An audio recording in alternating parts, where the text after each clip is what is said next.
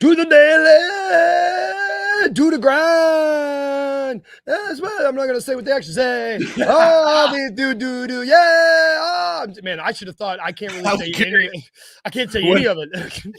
When I recognized that beat, I was like, oh no. I was like, we're not witty enough to come up with words. Welcome to the Daily Grind, y'all. I am your host, Luke Hatmaker. That probably just sounded like random nonsense. Normally we start with a song, but I realized what I was singing, so I pivoted.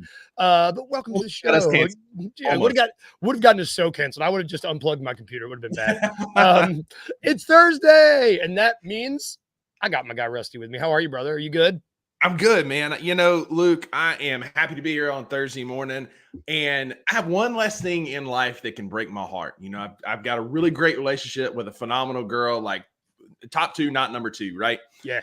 And now I don't have to worry about Woj bombs breaking my heart when I wake up in the morning, in the middle of the night. We had our last Woj bomb this week. Yeah, man, that's God. I mean, I'm glad you're here because I wasn't ready. I wasn't ready to transition. That was great. I was just been rambling stuff. It was awesome. Dude, Woj retired out of nowhere, like that. Which I mean, we needed. What's up, King Meeks? Thank you, everybody joining us at home. Yeah.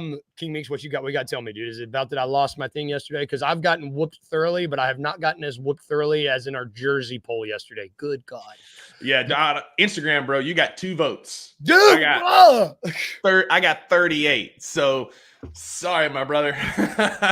Oh, that's okay. We're not here to talk about jerseys anymore. That was yesterday. That was the past. One of those votes was Uncle Buck. And that doesn't count because he was just voting against me. Yeah, that's true. Oh, wow. So I just got, and I didn't even vote for myself. God, we're bad. So, I got Woj's vote, I bet. Probably not. He's not going to be, is he even going to be on his phone anymore? So for those, if you lived under a rock, Woj announced kind of really out of nowhere yesterday afternoon, lunchtime. I mean, when was it? It was early-ish. Yeah. That he was going to be retiring from media and going back home to the St. Bonaventure's Bonnies in New York. St. Bonnies. What is he going? What capacity is he going to be going in? Is it GM? So he's the GM of the men's basketball program. It's a real specific title. Apparently, he's going to be overseeing it and kind of like, I guess, like a GM in the NBA, especially now with like NIL deals and stuff. I imagine that's a role that's probably going to be pretty beneficial to understand what everybody's getting paid, you know, spread NIL money, you know, keep everybody in line, all that sort of thing. Man, that's an excellent point. I have not thought about that. Thought had not processed my mind, had not gone through my mind till just now. Of course, that's the GM of a college that's going to have to become something that I was just considered like that. Like that's off the top of the dome. Like that was just an epiphany I just had. But like it feels like a role that's coming because like we're going to need that. This is, to my knowledge, if you know of it, if somebody else is the GM of a college basketball or a college volleyball or a college water polo. Hit us up in the comments. I'm unaware that that's a job. And so it sounds like this may be like the first kind of domino that's falling as we start getting these to oversee some of this NIL money and manage these teams like a professional franchise. Yeah. Well, and that might have been part of the, I don't want to say confusing nature, but like the oddness of it was because the title that he was given, like you said, I was unaware that was something that existed in college sports. And so it was like, oh, what? My initial thought was like, wait, is there a professional league that I'm not aware of? That there's a Bonnie's other team. And it's like, no, it's actually the college level. And from what it's, I mean, that's where that's his baby, you know, like I get it, but it leaves a massive hole in terms of NBA coverage, NBA media. I want to throw up Wayno's comment up here. Wayno, he might have gone to bed. Like, if you're an NBA player, agent, owner, the guy who wants to tell anything unless you are looking for leverage. Celebrity snake. So I understand. I kind of get that way of thinking. If you're a member, if you're in the NBA, as someone who is like a fellow media, if it's okay to call ourselves media members, I guess maybe, yeah. Having someone that you know you can rely on is key. Like having a source that you know is not every time you see it, you're like, I can trust this. So for me, Adrian Wojnarowski was that. I think we should celebrate Woj because he was that trustworthy source. No shade, But Shams is that second guy. Shams is kind of that celebrity snake because we all know he kind of leaked the Dylan Brooks stuff, trying to get back at the Grizzlies for leverage. Like Shams is employed by the Athletic or somebody. Like he is there for gossip. To me, Woj was ESPN. Shams is TMZ, right? Like he's the one spreading the rumors, getting the leverage, leaking things to try and get people paid or get, jockey for position. But Woj was kind of the guy that I could trust. Case in point, I know you weren't going to throw me under the bus. I wasn't going to. I fell for a report yesterday, an ESPN thing. I sent it to Luke, and Luke's like, "Is that true?" I click on the account, and the bottom it says parody and satire, and I was like, I'll show myself out. Thanks. The only reason I asked if it was true is because I had fallen for it earlier that day and had to. I was like, wait a minute. I would have seen something. And so, but even then, when you said it, I was like, Luke, you're wrong. But I'm worried that that's what we're going to be in for. Like way more, just like who do you trust? Exactly. And in a world, in a media world of where Twitter, X, whatever, where Instagram, all this stuff is so. The whole point is that it holds your attention for such short amounts of time. You're scrolling, you see something for a split second. If you see something that I mean, I know there's accounts out there that's Woj's name with just a letter spelled wrong. Like, are people still going to, like, uninformed basketball fans might see that and still believe it. And that's what I know. That's what sucks. Yeah. I kind of had a hard time yesterday undoing that Twitter notification. I get I'd always get notifications from, and I put this out on Twitter yesterday, and now the only people who get my blood pressure up is Grizzlies PR, because that's like my main Twitter notification is Grizzlies PR. It was Woj, Grizzlies PR, and the Chicago Cubs. It's kind of what comes to my phone, and it's like, just, three ways to break my heart. Yeah, get that Cubs, man. You got to get that Cubs. I got the update yesterday, Cubs A's. I was like, stop. And Uncle Buck was there, and he's messaging me in another group with a friend of ours who's also like, I got to get better friends. All my friends are either Ole Miss fans, Cardinals fans. Like, I got to get better friends. But he was blowing up my phone yesterday. I'm like, my brother, I am at work, and you were drinking a beer, eating a hot dog at a Cubs game, rubbing it in my face. You are experiencing the American ideal. I mean, I saw Humphrey Bogart. It was transitioning Humphrey Bogart quote yesterday that was like, a hot dog at the ballpark is better than a steak at the Ritz. And I agree. Absolutely. So good. I don't know how we got on Cubs, but no notifications on. Yes. Yeah. So my biggest thing is, it is like, I don't know. Because for those of us who aren't Shams fans, because we have seen kind of the nature of how it works, I don't know. Like, there is no one to, like, I don't know who ESPN is going to have do their stuff now. And so much of that job was built through relations. Like, is he going to have to go? I don't know. It's not like it's a Rolodex that he's going to be like, here's my clients. Here's my clients, right? Like in The Office when Michael Scott has his little Rolodex. Orange, you glad I didn't say that? I feel like he'd be Brian Windhorst. Like, he kind of feels like, I know he's like on LeBron's left teat, but like, I feel like he's kind of the next in line for that. Otherwise, I really don't know who he's going to be unless they're going to pull somebody out of the woodwork or try and get somebody in that role that has those relationships. But it feels like Wendy kind of has those. Yeah, it's just, and I know this is going to sound so. This is so plastic and superficial sounding, but like just the way. So Daniel thinks that Shams is going to be next. Shams, yeah. It's so superficial. He looks like he has ulterior. God, I can't even say it. He just looks like a car salesman to me. Yeah. And that's where, like, I don't, and maybe it's because he's younger than Woj, but like, and you know what? It's 30 years of doing what Woj had been doing. That's what we had. Maybe in 10 years times, we might not even be having this conversation. I might be like, Shams is my best friend. Like, I got burned by the Dylan Brooks stuff, like leaking all the stuff about DB. Obviously, Shams was either in cahoots with his agent or whatever. I got burned by that, and so I haven't, like, Shams is not somebody that I'm super like. He doesn't move the needle for me. I don't put a lot of stock. Unlike what I did yesterday. Typically, when I see something Shams says, I would immediately go to Woj's page and look and see what he had. So like, Woj was always my sounding board, my blankie, my comfort, if you will. And now he's gone after 22 years. And do you know the name of the player that was the last Woj bomb ever? Yeah, I literally just saw that before I came on, and I was like, really? Isaac Okoro. He tweeted out yesterday, last Woj bomb, let them know, Yeah, I saw something, I think I retweeted it, said something like Adrian Wojnarowski woke up at 3 a.m. to deliver a Woj bomb about Isaac Okoro and said, I can't do this no more. I mean, that's the last nail in the coffin of Woj was Isaac Okoro, the oft maligned, will he be the 5th starter in Cleveland? It's like, it's so sad. The last Grizzlies Woj bomb we got was Gigi, which is awesome. Actually, I'm gonna throw this up there. This is incredible. Yeah, it's a lot. That's numbers that that's GOAT status. Yep, GOAT status. I started losing. I can't even count to 47,000. That's a lot. That's crazy. Yeah, I've only got 10 fingers, 10 toes, so I can't be counting that high. Gonna be hard. The last Grizzlies Woj bomb was Gigi Jackson.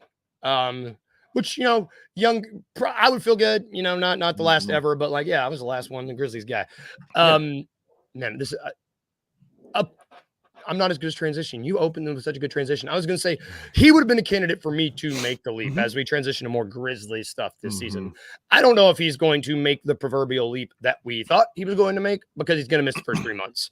Missing 3 months of any season is going to be hard. This Grizzlies team always has a player that steps up, always, or at least since it seems under Taylor Jenkins, there is someone always just goes.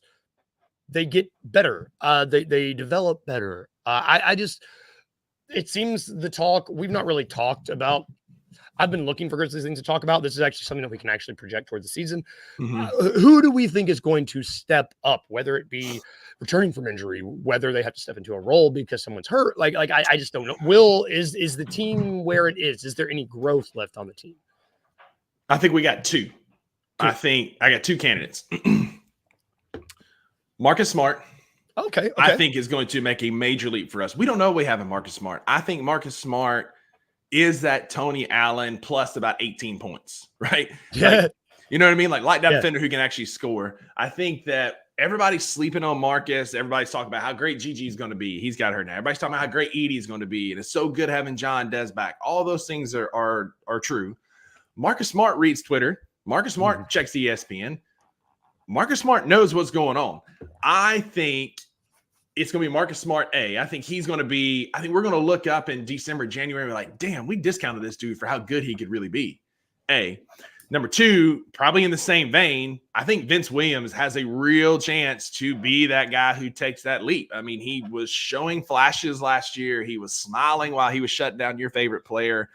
I think Vince and Marcus probably would be my top 1 and 2. And that may feel like a softball. I don't know. I think it kind of a little off the beaten path, but I think Marcus Smart for the starters. If you want 2, I'm giving you 1 starter. I think it's Marcus Smart. I think he's going to be an incredible asset for us this year. Cannot wait to watch him. I might even get a 3-6 in the Vancouver jerseys, even though they'll probably only be here till the trade deadline, but that's another topic for another show. But I think Vince Williams, man, for the backups for that second team has the chance to be all world. Man, the Marcus Smart pick is awesome because you're talking about a guy who is 2 seasons removed from being the defensive player of the year, the first point guard to do it since Gary Payton. It's that's really, and a guy that was playing out out of his role last normal season. Position. Yeah. I mean. And you're talking about a guy who is good. He's good. He's never. People are giving him crap that he lost a step. I don't think that's entirely true. I don't either. The basketball gods just reached down and was like, you know what? This is not your year, Grizzlies, and snatch that man's finger right off his hand just about. And so, I think him being the guy, I don't know. I feel like Marcus is posed for a massive season. Yeah. You honestly picked, if a guy, I feel like Vince Williams Jr. has only leapt since he got here.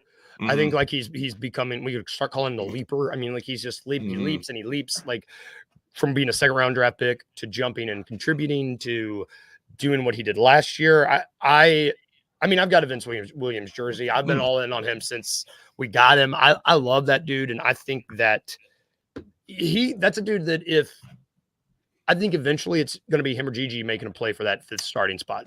Yeah. Down the line. Again, I think if he takes that leap, like we all said, like you said, he's a leaper, man. He's steadily just getting better and getting better. And if he really takes that next step this year, I could see by the end of the season, I don't know, maybe the trade deadline, Marcus Smart's no longer a Memphis Grizzly because Vince Williams is doing what Marcus does at a much cheaper price, and say we need a backup big or we need some wing scoring, then there's your guy right there. So like, that's not a knock on Marcus. I think Marcus can have a big year and Vince have a big year and Marcus still get moved at the deadline. But I think if either of those guys take that leap, we're going to be tough. Yeah, I think that those are the two. I think those are the two not obvious answers. I think those are the two best, most informed answers, because you have Vince, who has done nothing but develop, and then you have Marcus, who was such a small sample size last year, and who was good and who is eager to show Memphis what he can do. Right. I think that's important, because this is a guy who, like you said, he reads everything. He has all these receipts. He is tuned in. He is going to. It's funny how a veteran can still have a chip on his shoulder, but this guy's going to come in and want to prove himself. Because he's a dog, man. He's just got that dog mentality. I know he sees these clown ass accounts on Twitter saying Marcus is no longer a starter on this Grizzlies team. Like, get out of here, man. Marcus is going to start. All you Grizzly seasons and all you other clowns out there, Marcus Smart's going to be your starting 3 guard. He's going to have a massive year. And I bookmarked all those tweets. I'm going to remind you in a couple of months when Marcus is cooking folks and back to how he used to be.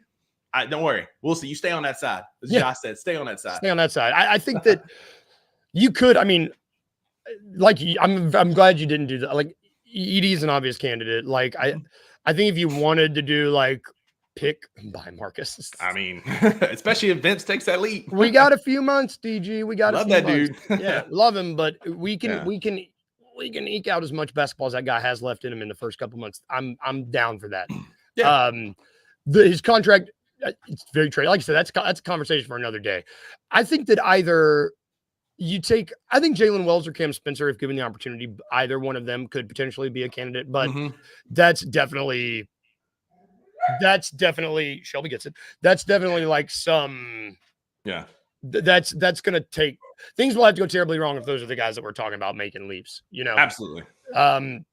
Real quick before we take a break, I want to throw some stuff up there. We got some people in the comments saying who they think Team Meeks might go after Chris Haynes. We got Wayno saying they might go bring back Rachel.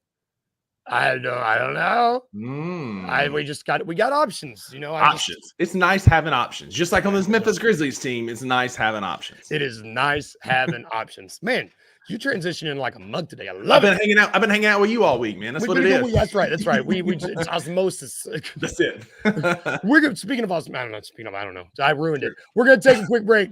When we come back, we're gonna talk about the weekend, even though it's not the weekend. My weekend starts today, and so I'm sorry. We're all just you vacation folks. Hey, Uncle Buck started his on Tuesday.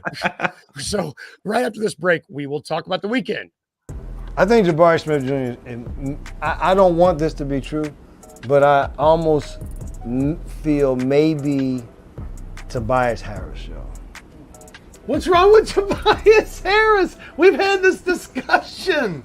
All the guy does is give you a double-double, 20 and 10. Bro. That's it. That's it. Every night. Who? Tobias Harris. Stop that. Tobias Harris gives you a double-double 8 times a year. Stop that. What? He gives you this times a year. I'm a fan. And this is what I'm saying, because I continue to be like, he's a dude he's a tease. It's a tease. It's like, God, dog, he's sexy. But it just won't work. Like he should be, but it's there, but it's just, when the games, it's just consistently. I don't know if it's you need more people to believe in it, something, but I don't want, and also just to get lost in the rest in that Houston team. Tune in to the Night Court podcast with your hosts, Rob Fisher and Brevin Knight, on the Bluff City Media YouTube channel. I've always thought Norvell wasn't really that tight to me, because I was like, bro, this dude ain't it to me, bro. He left with the humility, and that's the only reason why people ain't destroying his ass right now. That 2019 year is what supplanted his legacy as like, he's the man. Oh, yeah, but let's not forget, he was one missed 20-yard field goal against Tulsa away from all of that being nothing. That one field goal changed everything. That missed field goal sent them to the AAC championship, brought game day to their place. I mean, that field goal changed a lot of people's careers. Ryan Silverfield wouldn't be here. Norvell wouldn't be in Florida State. It just changed everything. So yep, that's facts. That's facts. Get him out of here. It'll put Memphis in the pole position to go and do what they got to do to get to the college football playoff. If you win out, you got a chance to win out if you win this game against Florida State. How crazy is that going to be? It's going to be crazy. Tune in to the Anthony Sane Show Wednesdays and Fridays at 12 p.m. weekly on the Bluff City Media YouTube channel.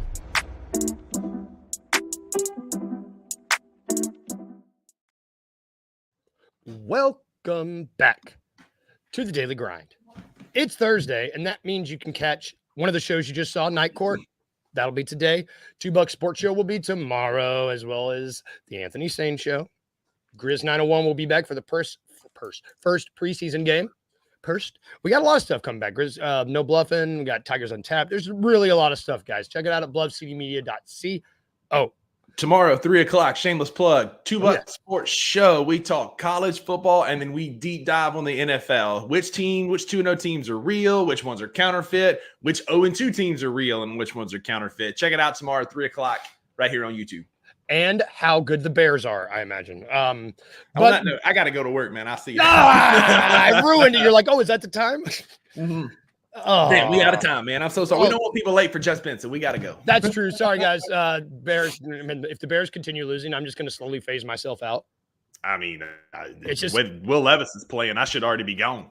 Yeah, next week it'll just be 2 empty squares here. That's it. Like next week, this is all you're going to have. It's just like this much, which may be an improvement. Yeah, we're like, hey guys. But back to our show well, I was going to say on Fridays. So typically before the weekend starts, we talk about the weekend outlook in honor of our great Sean Connery, who we found out live, passed away on the show, and it ruined me. I keep reliving it. It's awful. We're going to talk about the weekend, what we're going to do, what we have planned, because I am going, it's not vacation. I'll go first. This weekend is one weekend out of the year, me and my 2-3 best friends from college. We get a cabin in like a lake house, and we just go and we just hang out, and we'll play Dungeons and Dragons, nerd alert. We'll just have a campfire. We'll chill. We'll cook. And that's this weekend. I'm driving up tonight at like 10 o'clock. I'm picking my guy up from the airport, and we're just going to hang out, watch football, it's going to be really fun. I don't see these guys that much. They all kind of moved away. And so it's like once or twice a year we get to hang out. And so I'm pretty pumped. That's awesome, dude. I'm super stoked for you, man. That'll be fun. And like the cabin in the woods with the fire. I don't know D&D, but I'll figure it out. Like, sounds like a big weekend. Right? Well, that's the thing. Like this group of guys, like we'll figure it out kind of group. That's why it's fun, because it's like we're just, as long as we're having fun, we're gonna figure it out. Love that, man. So I got 2 things going on this weekend I'm pretty stoked about. Well, 3. It's actually gonna be a busy weekend for me. So tomorrow night, my nephew is the starting quarterback for his local high school, and he's the homecoming queen escort. So he's escorting a homecoming queen. So I'm going to that. Represent. Back to Memphis, because Sunday morning, I am letting out my inner child. I'm super stoked about this. I'm playing in a charity wiffle ball tournament this weekend. Me and my best friends, man, Ryan and Joey, and one of Ryan's buddies, Noah, we're playing this weekend. You remember the old movie from the 90s, Angels in the Outfield with Danny Glover? Great movie. I love that movie. Our team name is Aching in the Outfield, so close enough. Super stoked to play in that this weekend. It's all the money goes to the Ronald McDonald House, so super stoked about that. I got some cool sponsorships from Flyway Brewery and some stuff going on, so super stoked about that. And then Sunday, I mentioned him on here a couple times. Again, thoughts, prayers, good vibes, whatever you're into for Boone, Maggie's dog. We're taking him back to Auburn next week for some treatments for some stuff he's got going on. So just, Boone is the best of boys, the handsomest of boys. And just, all dogs are really great, but Boone might be top notch. You know what I mean? Like, he's top 2, top 2, not number 2, top shelf, whatever you want to call him. So we're taking him to Auburn. So be thinking about us as we make that trip, and, look out for Boone. So first ballot 4-legged bud, Boone. That's it, man. That's it. For sure. Thoughts to Boone, y'all. Yeah. And I mean, win that wiffle ball tournament too. Let's go, man. There's nothing quite like swinging a wiffle ball bat, because it always moves slower than you think it's going to. Absolutely. You're like, what? And then And like nothing's better than like just ripping an absolute bomb with a wiffle ball bat. Like you can pimp that thing so well, and then and the same with pitching, man. Like you can make people look foolish with the way that ball will curve and dip and sliders, and like I mean, it can be gross. So Saturday's gonna be a ton of fun, man. I'm stoked about that, dude. Heck yeah, dude. Fun weekends all around, everybody. Well. To those of you that still have to work tomorrow, I'm sorry. But make sure, make sure you check out $2 Sports Show and Anthony Shane Show. There will still be plenty of shows tomorrow. Yes. Jess Benson's about to happen in 1 minute, probably over at Grind City Media. Check her out. But yeah, guys, have great days, have great tomorrows, have great weekends. Boone, we're with you, Boone. Thoughts and prayers to Boone. And if I can leave you with 2 things today, friends, just remember as you go about your day, remember to be a little bit weird, just a little bit, and remember to smile. Bye, everybody. Have good days.